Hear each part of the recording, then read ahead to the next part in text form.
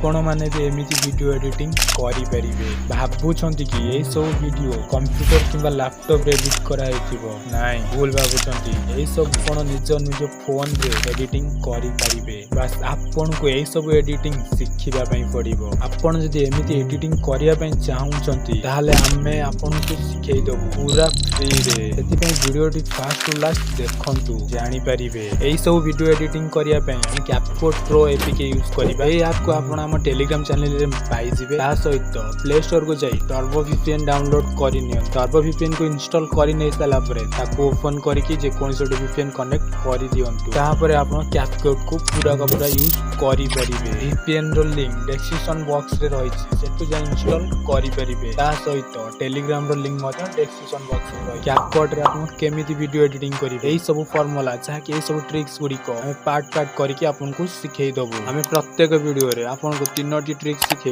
तीनोटी tricks रे video editing सिखेबू पूरा का पूरा डेमो करी देखे आज रो ए वीडियो रे तीनोटी पार्ट्स रही छि पार्ट नंबर 1 वीडियो रो केमिति आपण कैपकट रे कलर चेंज करिवे पार्ट नंबर 2 वीडियो बैकग्राउंड केमिति रिमूव करिवे कैपकट रे पार्ट नंबर 3 आपण को फोन रे 3D मोबाइल एनिमेशन केमिति करिवे एई सब वीडियो एडिटिंग करिया पई कैपकट को आपण केमिति यूज करिवे एई सब आपण को हमें सिखेबू चलंतु देरी न करी कि आज रो पार्ट 1 को जीवा कैपकट ओपन करो न्यू प्रोजेक्ट ऊपर क्लिक करो जो वीडियो रो कलर चेंज करिया पई चाहू ताकू ऐड करो ऐड करि सारिला परे से वीडियो ऊपर क्लिक करो एमिति साइड टू साइड स्क्रॉल कला परे लिखा है ऑब्जेक्ट्स ऊपर क्लिक करो क्लिक करि नै साइला परे ताकू एमिति साइड टू साइड स्क्रॉल करी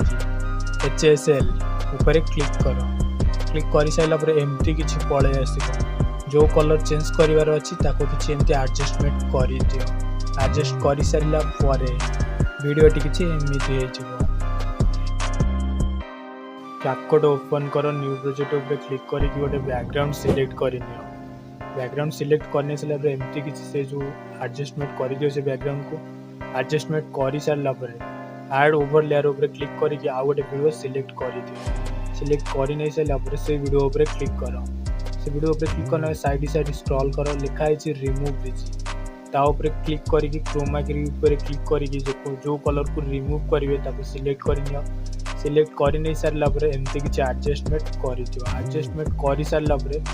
से जो वीडियो टी कि एमती भी एडजस्ट करि दियो एडजस्ट करि सारला परे देखिबा तो वीडियो टी पूरा रेडी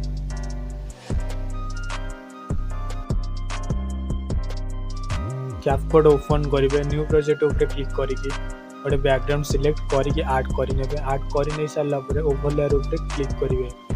ओवर लेयर ऊपर क्लिक कर सारा ऐड ओवर लेयर ऊपर क्लिक करी आउ गोटे वीडियो कि स्क्रीनशॉट ऐड करेंगे ऐड कर सारा